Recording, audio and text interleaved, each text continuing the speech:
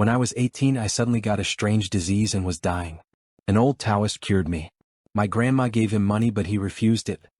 He pointed at me and said, "I don't want anything else, I just want her to give me a baby."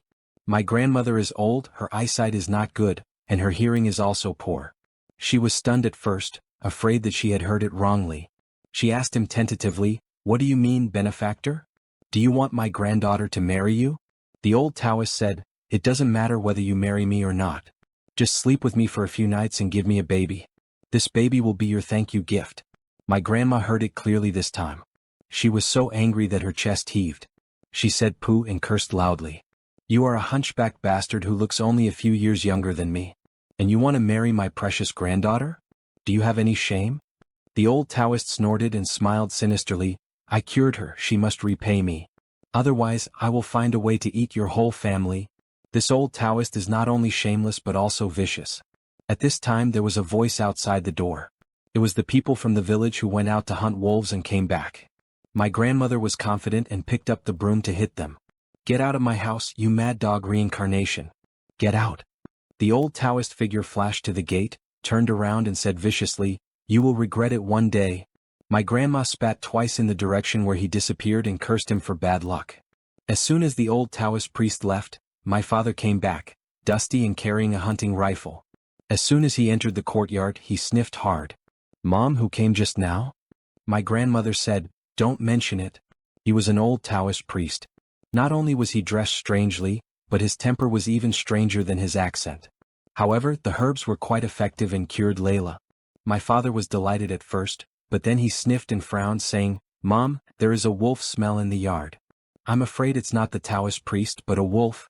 Some time ago the village was plagued by wolves. My father set a trap and killed the wolf king.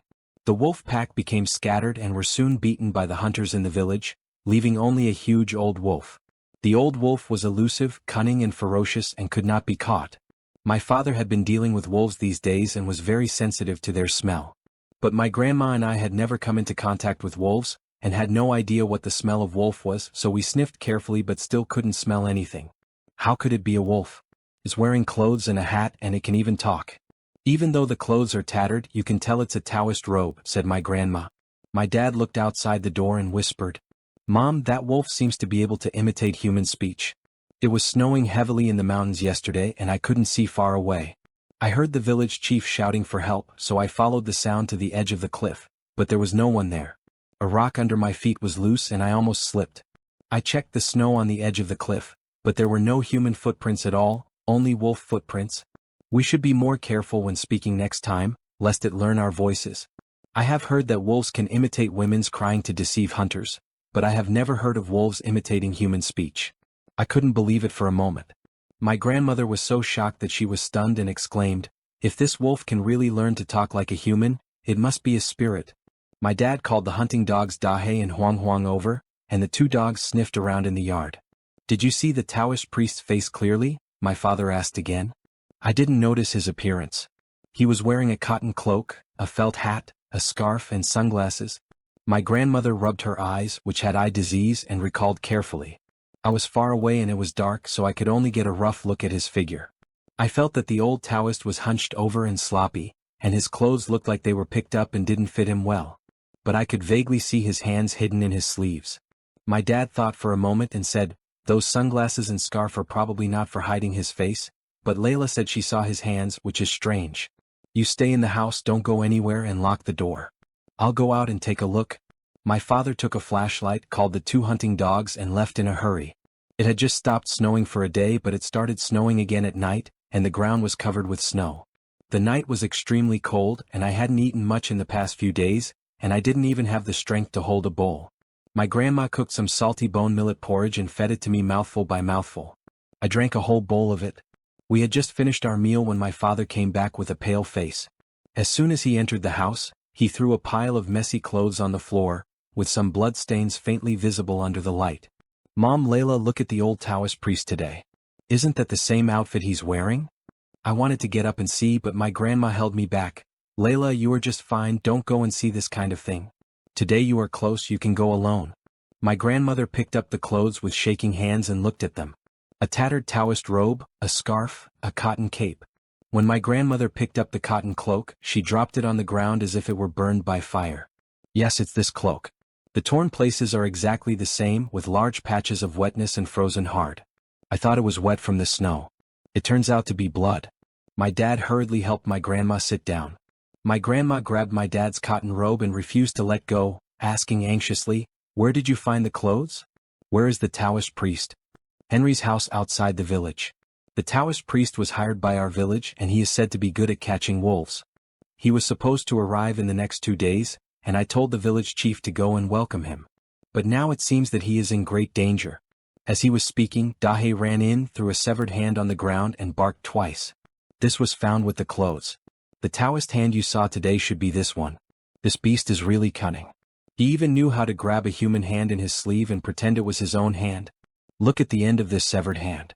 There are wolf claw marks all over it. The claws have dug into the flesh and you can even see the bones. My grandma let out a cry and her face turned paler. I forgot to mention that the beast said it wanted to marry Layla and have her give birth to a baby, but I beat it out. It also said it wanted to eat our whole family. I thought it was weird at the time. It wasn't a famine year, so how could anyone eat people? My father sneered, "This beast doesn't want to get married, it wants to eat people. It's attracted to Layla's flesh and it wants to eat a baby to taste the newness, so it detoxified Layla. The beast is targeting my house? I'll skin it alive." As they were talking, the door slammed shut, and Dahe and Huang Huang rushed out and shouted in unison at the door. My father touched the knife at his waist and asked who it was. The whistling wind, mixed with the sound of snow, wrapped around a voice. "Uncle Henry, it's me, Matthew. My dad asked you to take Dahe and Huang Huang over there. It seems the body of the old Taoist priest has been found. Matthew, the son of the village chief. You go first, I'll be there after dinner," my father shouted to the outside. There was a response from outside the door, and the sound of footsteps on snow was heard. My dad looked outside and said, "Do you think Matthew's voice was a little strange? It sounded like him but not like him?" My grandma said, "It does sound a little strange, but it could be the strong wind. When the wind is strong, the sound of people talking will be blown away by the wind and the tone will be distorted. So, I also think that Matthew's voice is normal." My father finished a big steamed bun in a few bites, stuffed a chopstick of salty bacon into his mouth, and picked up a big bowl of millet porridge and drank it all in one gulp. Suddenly, I thought of another important thing. "Dad, I'm much better now. Please take some time to call my second uncle and tell my mom so that she won't rush back in a hurry," I whispered. My disease could not be cured and I was about to die. My mother was extremely worried. When she heard that a traveling doctor who could cure strange diseases had come to my second uncle's village, she went to invite him without delay. "Yes, Layla is right. There are wolves here now. When you go out later, call Layla's second uncle and tell Layla's mother not to come back by herself and wait for you to pick her up," said my grandma. My second uncle had an accident while working in his early years and became disabled. His legs and feet are not very convenient. In order to relieve boredom, he installed a telephone at home, which is very convenient. My dad nodded and said, "I have to go to the village chief's house first. This wolf can learn to speak like a human and can dress up like a human. We have to be careful. After I find the village chief, I'll go to the store and call Layla a second uncle." At this moment the light suddenly went out. How strange. Why did the power go out so early? My grandma muttered as she lit a candle and brought it over with a lamp. We use coal to generate electricity in winter here. In the past we would only cut off the power for a while late at night to save energy, but it is rare to cut off the power so early. Maybe the snow is heavy and broke the power lines. I have to go with the electrician to check the lines later. You guys go to sleep first and don't wait for me.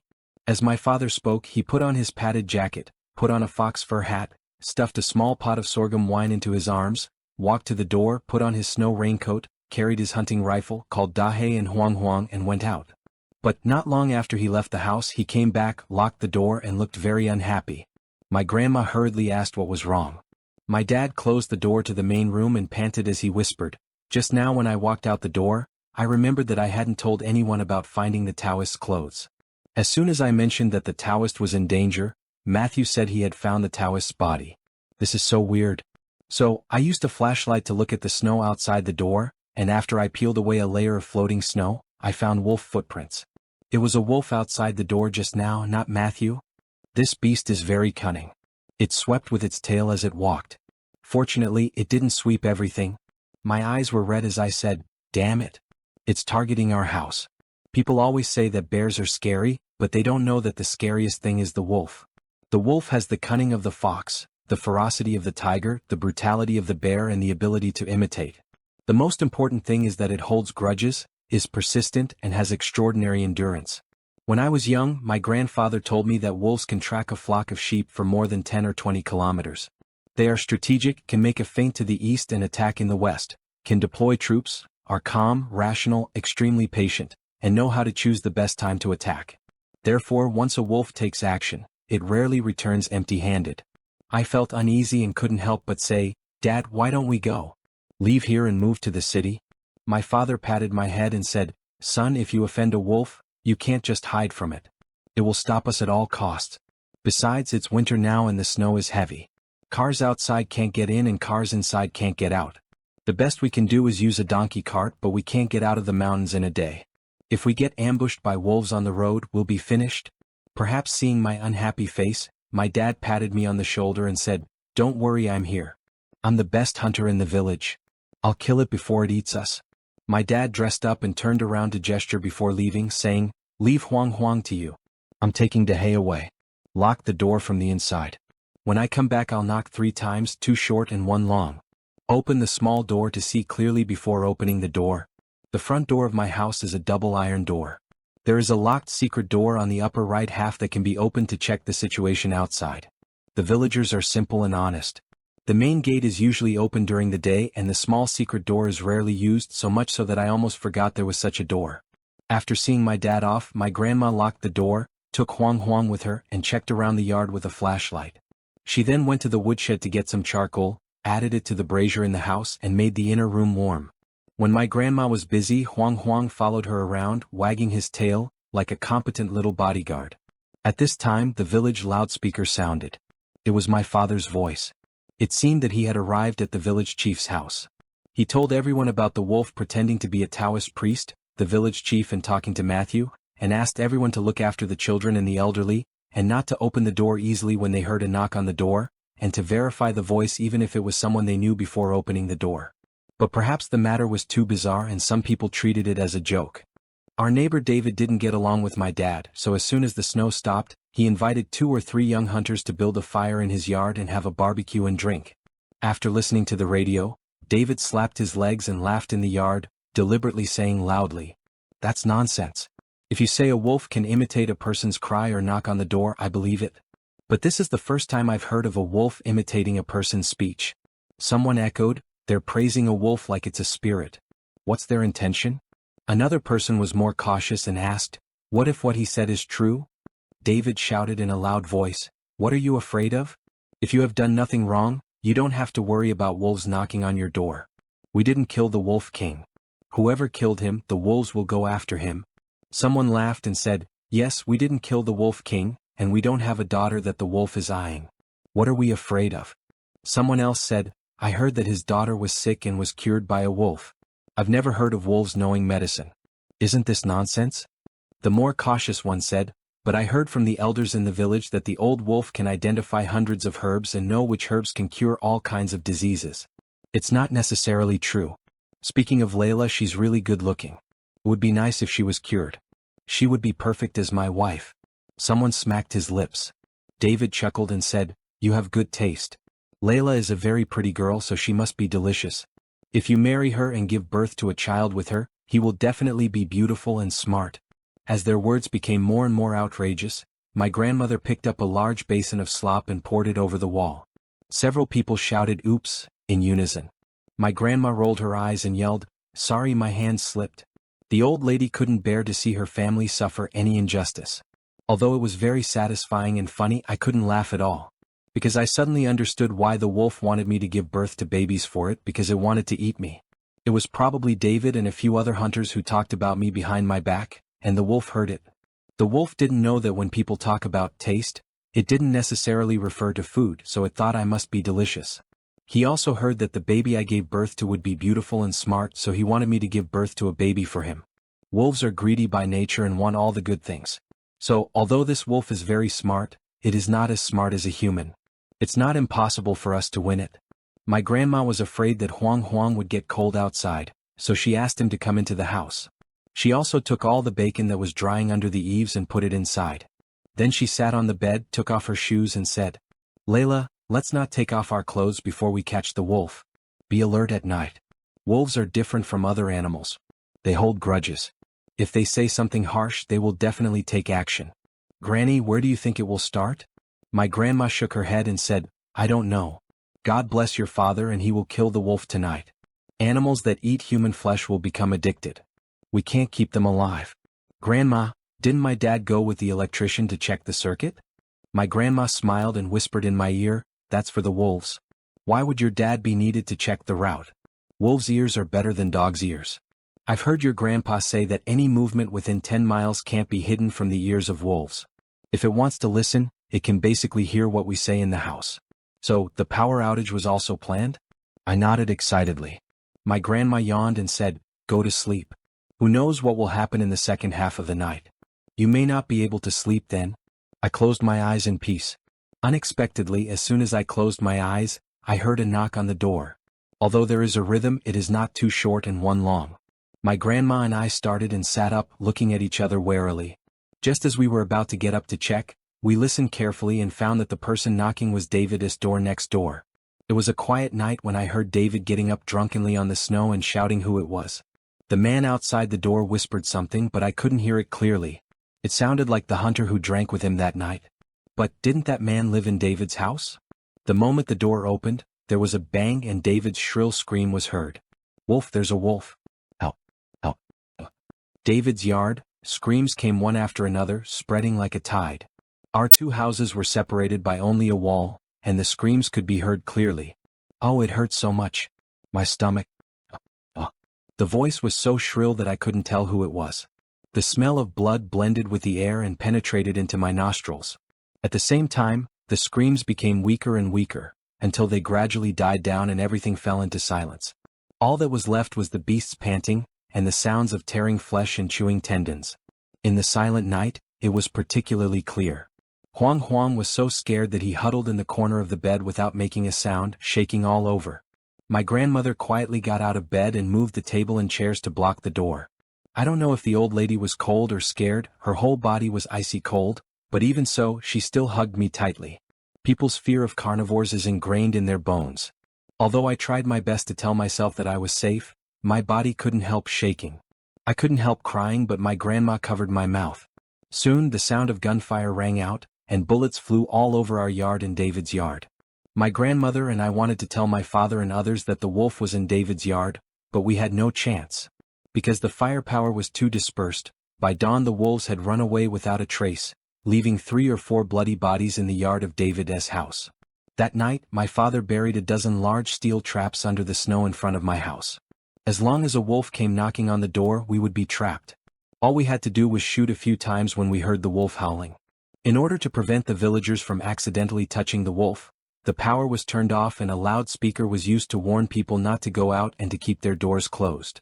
Several people were ambushed about 500 to 600 meters away, fearing that the wolves would smell the human scent and not come if they were too close. But David was not convinced and insisted on going against the will. He called a few people to his house to drink and had them sleep there when they were drunk. However, he was still drunk in the middle of the night and did not even realize that the person knocking on the door was actually sleeping in his house. Started sprinting the moment they heard David's screams, but because of the heavy clothes and the snow on the road, it took them 5 or 6 minutes to get over. Maybe it was because David and the others were shouting so miserably or because they were too nervous, but the hunters had no idea which yard the shouting came from. My dad was so concerned that he instinctively started to fire bullets towards my yard, and the hunters followed suit, leading to this situation. The question is, why did this wolf knock on David's door instead of mine? This doesn't make sense. Could it be that this beast knew that I had buried a trap in front of the door? My father muttered to himself as he collected the traps. This beast is even bigger than the last time I saw it. Layla's father, ask around to see if there are any other wolves hunters out there. If there are any, bring them back to our village no matter how much it costs. The bloody scene made the village chief vomit bile. My father hummed, listlessly picked up the traps and returned to the yard. I could feel his frustration. My grandma advised him, "Henry, why don't you say hello to Layla's uncle and stay at his house for a few days to hide away?" My father sighed, closed his bloodshot eyes and nodded. My dad went to call my second uncle and my grandma and I packed our luggage. My second uncle's house is only 4 or 5 miles away from mine, and it only takes half a day to get there by donkey cart. When my grandma and I were halfway through packing our luggage, my dad came back, and his face looked even uglier. Her second uncle said that Layla's mother couldn't wait for me to pick her up and has already left. I have to go pick her up. My father anxiously picked up his hunting rifle, called Dahe, and left. Dad, didn't you say that we should stay at my second uncle's house for a few days? I couldn't help but ask while carrying my bag. My father stopped and said, your second uncle is worried that we might attract wolves, so he doesn't want us to go to his house. You and your grandmother should lock the door and don't open it casually during the day. If you must open the door, make sure you see the face of the person who comes. My grandma rubbed her eyes and pretended to be strong and said, don't worry, we can take care of ourselves. We still have Huang Huang. You should go find Layla's mother. My dad hummed, turned around and took 2 steps, then turned back and said to me, if I didn't pick up your mom and she came back first, don't let her go out to look for me again. Just stay home. After saying this, he hesitated, his eyes reddened, and he continued, son, if your mother knocks on the door, remember not to just look at your clothes. I know what my dad meant. I nodded and said, Tears rolled down my cheeks. My grandma comforted me, good things happen to good people. Your mother is a blessed person with a good heart. Everything will be fine. After noon, my parents still hadn't come back. After dinner, they still hadn't come back. It gets dark early in winter because of wolves. Everyone in the village stays indoors as soon as it gets dark, and there is no one on the village roads. The longer I wait, the more anxious I become, and the more anxious I become, the more desperate I become. At around 8 or 9 o'clock, my grandma couldn't hold on any longer and fell into a doze. The old lady had been very busy these days because I had been sick. But I was thinking about my mom and dad and didn't feel sleepy at all. Around midnight, when I was dozing off, I seemed to hear my mom's voice. I woke up with a start. When I listened carefully, there was indeed a knock on the door, accompanied by my mother's voice. I was so happy that I put on my clothes and rushed out without even taking a flashlight. I don't know when the snow stopped, but the moonlight in the second half of the night was very bright, as if it had been washed by a shower, illuminating everything with white light. I excitedly called out to my mother and opened the small door to look. Outside the door, in the moonlight, my mother, wearing a headscarf and her usual cotton-padded jacket, folded her hands, shivered, and kept urging me to open the door. Layla, open the door quickly, I'm freezing. Mom fell into a snow pit halfway through the journey, and it was dark when she climbed out. Your dad didn't even come to pick me up. It was my mother's voice, but I don't know if it was because she was so cold, her pronunciation was not clear and her accent was different from usual. My dad went to pick you up, didn't you meet him? As I was speaking, I pulled the iron bar behind the gate, but found that Huang Huang was holding my trouser leg tightly, and I was trembling all over and backing away. I suddenly remembered what my father said before he left, and my mind immediately cleared up. I stopped what I was doing and looked outside through the small secret door. There seemed to be something extra in my mother's shadow cast on the snow, a long line that couldn't be seen clearly. My heart started pounding uncontrollably. I took a deep breath and tried to stay calm. I said to the person outside the door, there have been wolves recently. How do I know if you are my mother? My mother snorted and said, how can I be fake if I'm your mother? If you don't believe me, let me show you my face. There were a few rustling sounds outside the door, and my mother's pale face moved forward to the small secret door.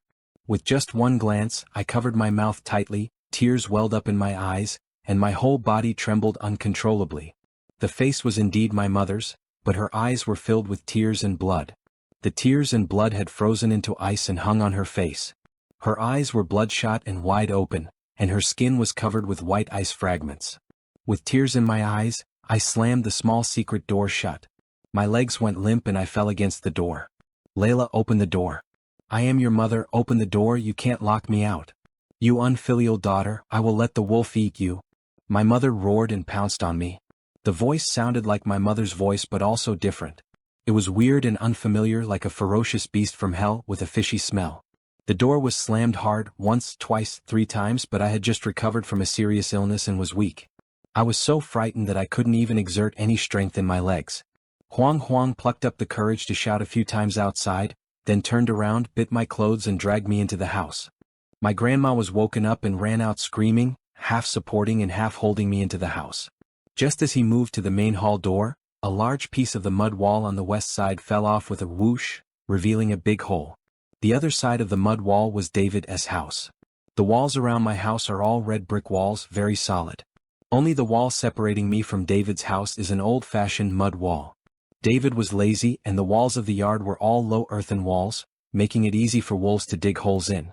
Therefore, it had long been eyeing David's house as a backup plan to attack my yard. That day, it sensed my father's intention, bypassed the trap and rushed into David's house, not only having a full meal, but also opening up a second passage. This wolf is smarter than we thought. It is not a wolf at all, it is a wolf spirit. My blood froze and my hair stood on end. With a thump, a black shadow the size of an adult rushed in from the top of the wall, on all fours, wearing my mother's clothes, with a pair of green eyes with greed and cruel light, baring his teeth and shouting in my mother's voice, "Layla, Layla, why don't you open the door?" Was the wolf. It broke through the earth wall and came into my yard. Huang Huang yelled and rushed forward, starting to fight with the wolf. My grandmother and I took the opportunity to enter the main room and locked the door.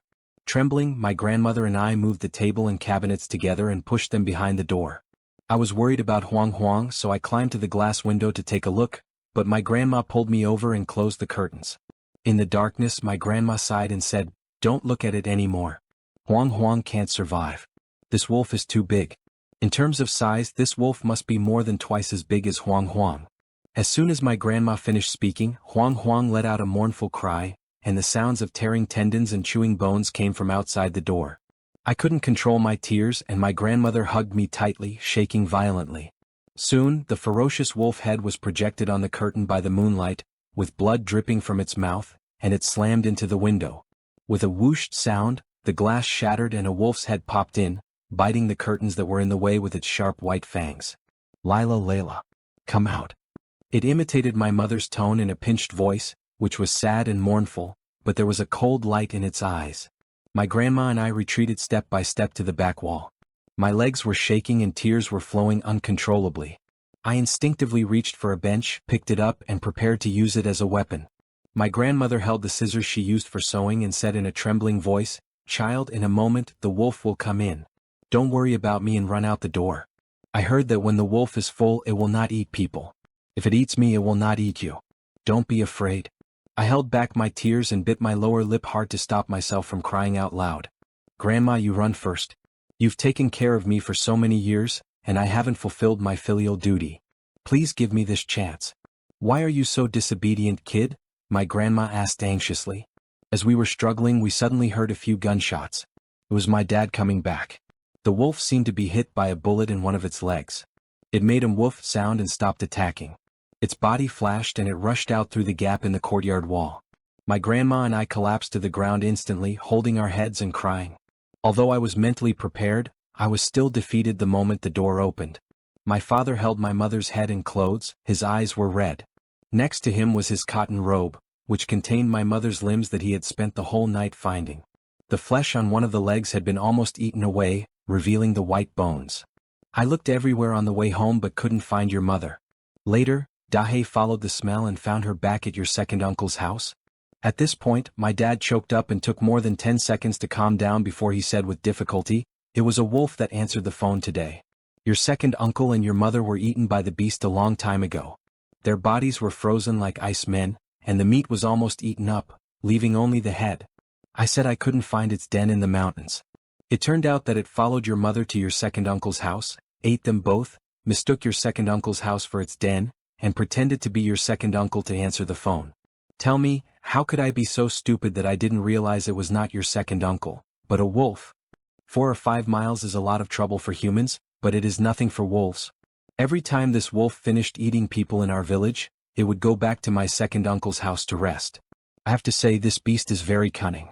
The best way to show respect to a hunter is to kill his relatives, eat them in front of him and then let him collect the bodies.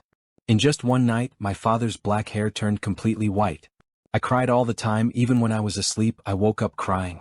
My grandmother took out the coffin she had prepared for herself and put my mother's body in it. Huang Huang's body was bitten into pieces by the wolf and his internal organs were taken out. My grandmother and I put it in a wooden box and buried it under the sycamore tree in the yard. At dawn, my father collapsed and had a high fever. Yesterday, my dad stayed in the snow for too long and both of his feet were frozen. Even the calf of his right leg was severely frostbitten. The village doctor said that he might have to have an amputation, but he would try his best to save my dad's leg. Dahe's 4 legs were also severely frostbitten, and he was lying next to my father, dying. The village chief came inside. This wolf is too powerful. Everyone who can hide at their relatives' homes has gone. If you have somewhere else to go, go out and hide. Matthew and I will take you there. But apart from my second uncle, we have no other relatives in the mountains. After the village chief left, my grandmother said to me, Layla, I have a foster sister, and I'm entrusting you to her. Grandma, I'm not going anywhere. Now the wolves are targeting our house. Even if I go to someone else's house, I will bring disaster to them. This beast ate my mother and my second uncle. My father's leg was also damaged because of it. We can't just let it go like this. I cried and held my grandma's hand tightly. My eyes turned red and I said, okay. I'll go with you. Let's fight this beast. My grandmother and I took some bacon and sausages from under the eaves and brought them into the house. We poured a little rat poison on them and roasted them on the brazier. When they were roasted and oil was oozing out, we continued to pour rat poison on them until the poison had completely seeped into the bacon. Bacon and sausage are fragrant and salty, and the aroma will be even more delicious if they are slightly roasted. No animal can resist roasted bacon. Rat poison is colorless and odorless, and is 300 times more toxic than arsenic. This bottle can knock down 10 cows, let alone a wolf. My dad had put some raw bacon on a trap before. The wolf was alert and didn't fall for it, but it was drooling all over the floor. What if this poisonous cured meat is placed somewhere else?